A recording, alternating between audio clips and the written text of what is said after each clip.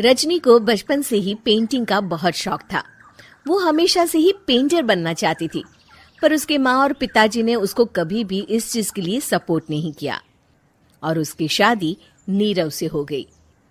नीरव रजनी को बहुत प्यार करता था, पर रजनी हमेशा चुपचाप ही रहती। वो इस शादी से खुश नहीं थी। वो ये शादी नहीं करना चाहती थी। उसे तो हमेशा से पेंटर जो बनना था। अपने इस सपने को वो नहीं पूरा कर पाई, इसलिए वो हमेशा उदास रहती थी। रजनी, बहुत ही बढ़िया फिल्म लगी है, कल देखने चले? नहीं जी, कल मुझे बहुत काम है, मैं नहीं जा पाऊंगी। अच्छा तो कोई बात नहीं, संडे को चलते हैं। देखिए, मुझे फिल्म देखना पसंद नहीं है। आपको जाना है तो चले जाइए।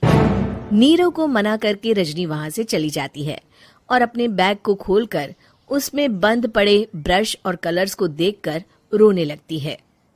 रजनी, चलो ना कहीं बाहर खाने चलते हैं, कुछ तुम्हारी पसंद का। जी, मुझे नहीं जाना, मेरी तबीयत ठीक नहीं है। रजनी वहां से चली जाती है।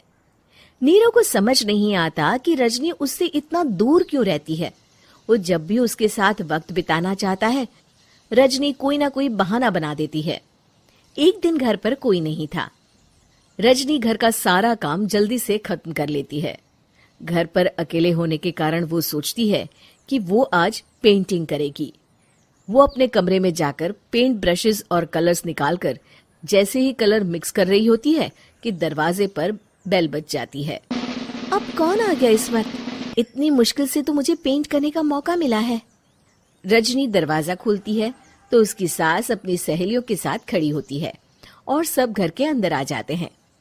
अरे बहू, सबको शरबत बनाकर पिला दे, बाहर तो बड़ी गर्मी है। उफ। जी।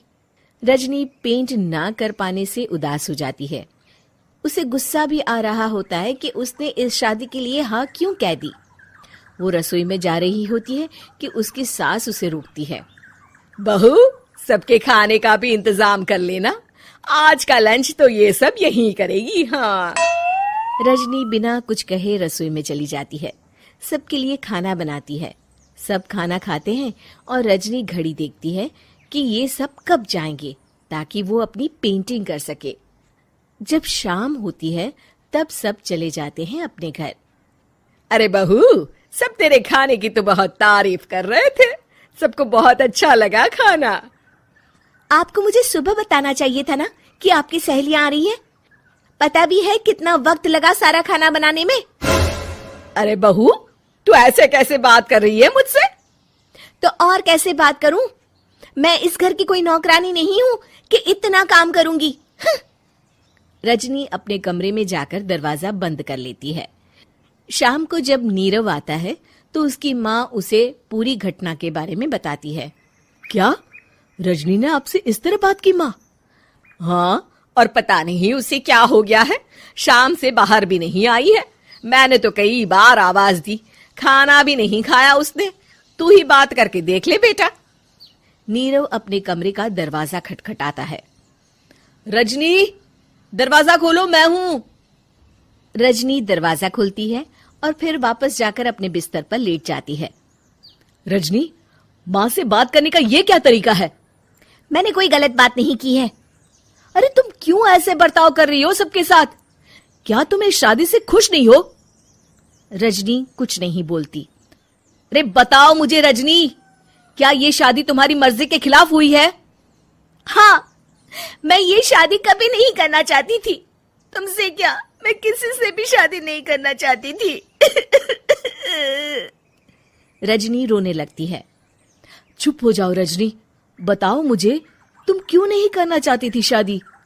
रजनी बेड के नीचे से अपने पेंटिंग्स, कलर्स, ब्रश, पेपर्स निकालती है। इतने में उसकी सास भी कमरे में आ जाती है। ये देख रहे हो, ये थे मेरे सपने। मैं पेंटर बनना चाहती थी, पर माँ पापा ने कभी सपोर्ट नहीं किया और मेरी शादी करवा दी। मेरे सारे सपने टूट गए। हर वक्त बस गुस्सा आता रहता है मुझे। मैं जानती हूँ कि आप लोगों की इसमें कोई गलती नहीं है, पर मैं क्या करूं, मुझे समझ में नहीं आता।